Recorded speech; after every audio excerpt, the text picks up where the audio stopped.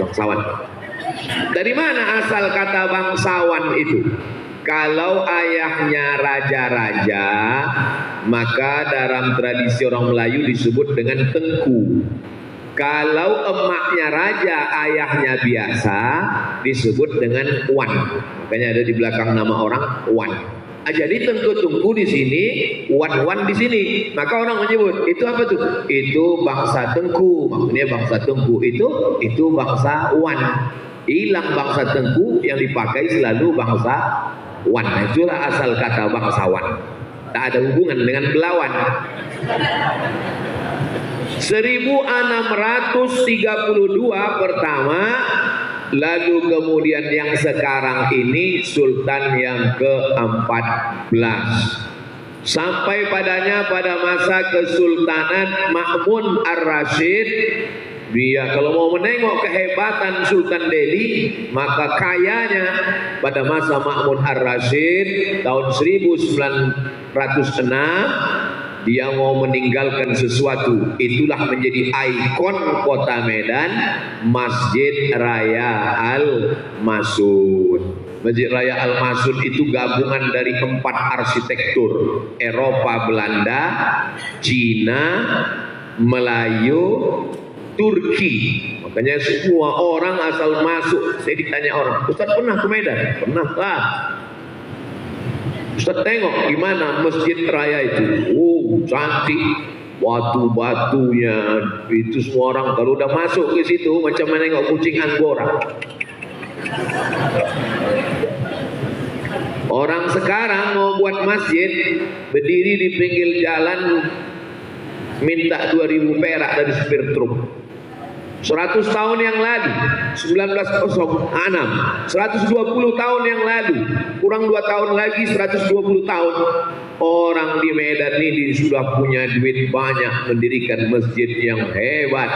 Untuk masjid 1 juta sak, untuk istana 300.000 sak. Kenapa lebih banyak semen masjid daripada masjid Istana Maimun?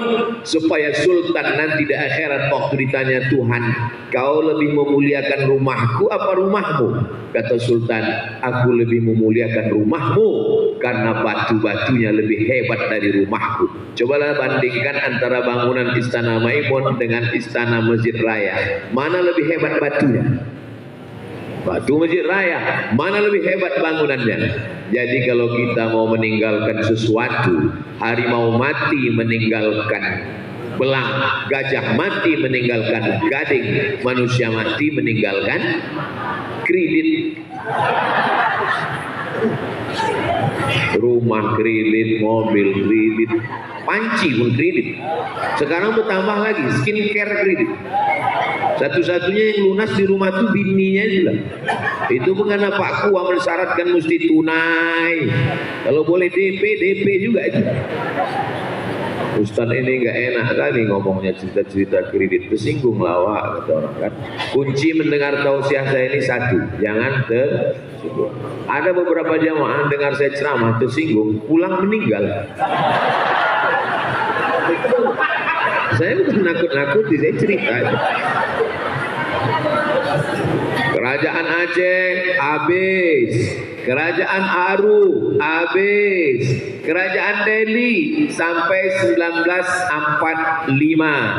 1946 terjadi revolusi sosial.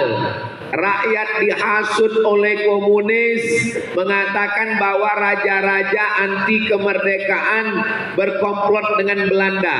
Mengamuk masyarakat, dibakarnya istana. Meninggal Sultan Langkat.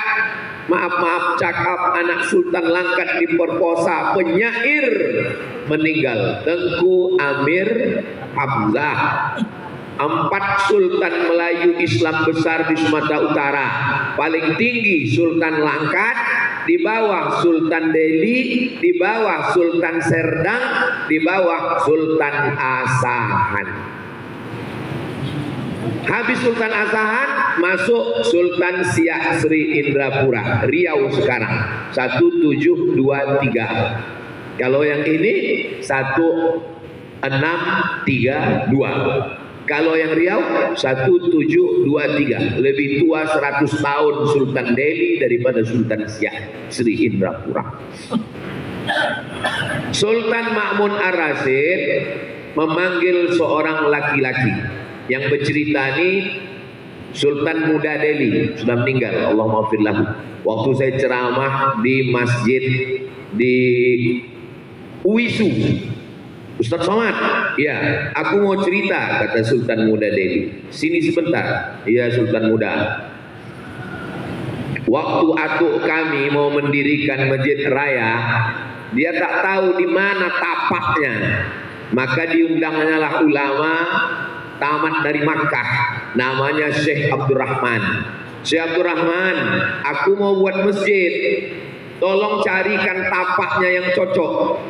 Syekh Abdurrahman istikharah, nampaknya buatlah di sini Sultan.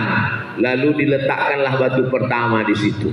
Syekh Abdurrahman itu punya anak namanya Siti Aminah. Siti Aminah itu punya anak namanya Hajah Rohana. Hajah Rohana itu punya anak namanya Abdul Somad. Inilah orang. Saya sebetulnya mau ngasih tahu aja onyang saya yang meletakkan tempat itu. Kadang orang ini mau nunjukkan diri dia hebat, berbelit-belit ceritanya. Padahal itunya maksudnya itu. Bukan saya yang ngomong, Raja Muda Delhi yang cerita ke saya. Itu dicerita, oh tapi saya ini bukan dari pihak laki-laki, dari nenek perempuan Siti Aminah, Hajah Rohana, baru saya. Kalau ayah saya laki-laki biasa, anaknya yang luar biasa. Sampai mana tadi ceritanya? Nah, lalu kemudian raja pun tidak punya kuasa, semuanya menyerahkan kekuasaan kepada Presiden Soekarno. Kita pun resmi tidak lagi tinggal di kerajaan. Tak ada kerajaan Samudra, tak ada kerajaan Pasai, tak ada kerajaan Aru, tak ada kerajaan Delhi. Kalaupun ada sultan sekarang, itu sebagai ketua kekeluargaan sultan kita sebagai orang Medan Sumatera Utara, tapi dia kekuasaan negaranya ada pada Presiden Soekarno. 1945 atas nama Presiden Soekarno Hatta. Soekarno itu orang apa? Orang Jawa. Tapi yang dipakainya sebagai bahasa pengantar, bahasa Melayu. Saya banyak berterima kasih pada Bung Karno. Coba kalau Bung Karno itu egois, dibuatnya bahasa Jawa. Apa enggak setengah mati kita mau belajar? Pripun kabare panjenenganipun sedulur sederek sedaya, muga-muga sing melu acara iki padha kabeh mlebu nang surga. Banyak juga. Wakil presidennya Bung Hatta. Hatta orang Minangkabau. Baakawadun sana ambu kasadonyo lai ranca. Aduh orang awak banyak orang awak. Iya, habis gua makan randang awak nampaknya. Nah, jadi memang sudah tercipta presidennya Jawa, wakilnya Minangkabau Sumatera, tapi bahasa yang dipakai sebagai pengantar adalah bahasa Melayu. Tapi kita tak mau saudara kita lain tersinggung, maka 28 Oktober 1928 berbangsa satu bangsa Indonesia, berbahasa satu bahasa Indonesia, asalnya bahasa Melayu dengan berbagai macam dialeknya. Dialek Langkat tak sama dengan dialek Batubara. Dialek Batubara Asahan tak sama dengan Tanjung Balai, dengan berbeda. Riau lain lagi. Langkat kemana? Batubara kemana? Tanjung Balai kemana? Tapi R-nya agak dalam. Sudaho. Nah, ini masalah dialek, tapi bahasa sama. Maka tidak diperikutkan dialek, tapi yang dipakai adalah bahasa. Akhirnya kita pun berbahasa Indonesia. Berapa lama Presiden Soekarno? 1945, 1965 bergejolak G30 SPKI, hancur lebur, selesai Orde Lama, naik Presiden Soeharto 32 tahun. 1966 1998 terjadi reformasi 32 tahun, selesai. Mana kesultanan? Selesai. Mana Orde Lama? Selesai. Mana Orde Baru? Selesai. Yang tinggal apa? Kesultanan Delhi, yang tinggal Masjid Al-Masun. Bung Karno yang tinggal mana? Yang tinggal adalah Masjid Istiqlal. Bung Karno yang bangun. Arsiteknya orang Batak, Kristen. Dia mau menunjukkan kita hidup bersama di Indonesia. Pak Harto meninggal, habis. Apa yang ditinggalkannya? Masjid Muslim Pancasila, yang bangunannya macam Masjid Demak, tak pakai kubah. Saya cuma mau menyampaikan, kesultanan berakhir, presiden berakhir, Orde Lama tumbang, Orde Baru tinggal, tapi masjid tetap kekal sampai hari kiamat.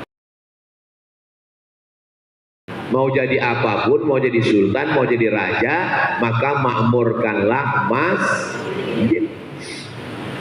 Habis, masuk Orde Baru, tumbang, masuk era reformasi, berganti. Lalu kemudian, saya udah tak ingat lagi urutannya udah. Naik Pak Habibie, habis itu buat pemilu, naik Gus Dur, habis itu tidak lama naik Bu Mega, habis itu naik SBY, habis itu naik dan sekarang sudah era Presiden Prabowo. Sampai berapa lama ini? Dia sampai hari kiamat. Kita tidak lagi pakai sistem monarki, kerajaan, meninggal ayah, naik anak, naik anak, naik atuk, tapi sekarang kita pakai demokrasi. Tapi banyak juga sekarang demokrasi ini rasa kerajaan. Nah, tak usah berlama-lama kita berhenti di situ, teruskan aja. Nah, dalam sistem demokrasi artinya apa? Orang memilih sesuai kemauannya, kehendaknya. Saya Abdul Somad, lalu saya memilih orang dengan kehendak saya, kemauan saya. Saya gunakan telinga saya dengar baik-baik. Saya pandang mata saya tengok balihonya baik-baik. Saya pikirkan, saya renungkan. Lalu saya menentukan pilihan. Itu namanya demokrasi. Maka sekarang berlomba-lombalah orang ingin menunjukkan dirinya, prestasinya, berbagai macam. Habislah pokok kayu kena paku menempel baliho semua. Selesai acara pileg, datang kawan saya punya komunitas sepeda ontel. Pagi-pagi Ahad libur, mereka naik sepeda ontel, asal nampak pokok kayu berhenti. Untuk apa? Mencabut paku-paku bekas baliho. Jadi banyak saja cara orang berbuat baik. Komunitas, ada komunitas peduli anak yatim, ada komunitas peduli fakir miskin, ada komunitas peduli pokok kayu yang kena paku baliho, ada komunitas peduli janda-janda yang tua-tua saja. Aku tengok orang ini udah mulai senyum. Adapun yang muda-muda diberikan keterampilan, kursus menjahit, kursus kuliner, kursus buat roti brownies, kursus cuci laundry supaya dia bisa buka usaha. Saya mau nanya ke Bapak Ibu, mana yang paling efektif dalam berdakwah? Dengan cara ceramah tabligh akbar atau dengan kekuasaan? Oke, memang susah menjawab kalau tuan makan sedap bersama kawan. Memang susah menjawab kalau jamaah belum sarapan. Beginilah, saya ini kan, mari kita buat pendidikan murah dan gratis. Semana-mana saya ceramah, mari kita buat pendidikan gratis. Saya membuat pesantren di Riau, namanya laki-laki pesantren Nurul Azhar, perempuan pesantren Az-Zahra. 1 tahun gratis 25 orang. 25 orang, 25 orang, 25 orang, SMP 175. Laki-laki perempuan 150. 25 orang, 25 orang, 25 orang SMA. Laki-laki 150, perempuan 150. Akhir semuanya 300 orang lah yang sanggup saya gratiskan. Dari mana duitnya?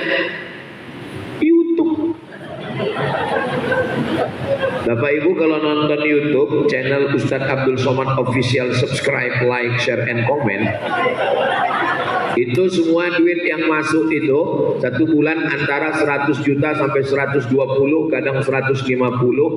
Kapan dia bisa 150? Kalau ibu hidupkan, habis itu ibu tertidur sampai subuh, itu masuk duitnya. Makanya ku anjurkan kepada jamaah, sebelum tidur kalian hidupkanlah sampai subuh, itu masuk duitnya semua. Seperak pun duitnya tak masuk ke rekening saya. Semuanya habis untuk beli beras, rekening listrik, gaji guru, habis semuanya. Maka saya sakit hati kali kalau ada orang ngejek saya. Itu Somad tuh punya mobil kan dari duit YouTube itu. Dari mana kau tahu? Ku dengar bunyi knalpotnya tuk tuk tuk tuk tuk tuk. Aku sumbatkan aja keluar ke kuku mulut cuma. Enak aja dia nuduh-nuduh. Tidak pernah seperak pun duit itu masuk ke saya. Kenapa? Karena ini ceramah ini yang saya sampaikan ini ayat Allah, hadis, dan ini YouTube barokah. Kami mulai dari nol itu dulu. Waktu pertama kali buka channel, apa kata orang? Payah nyari subscriber sekarang Pak Ustaz. Sekarang apa yang terjadi? 2 juta subscriber. Ada juga orang punya 3 juta. Saya bilang, apalah makna subscriber tanpa viewer dan follower?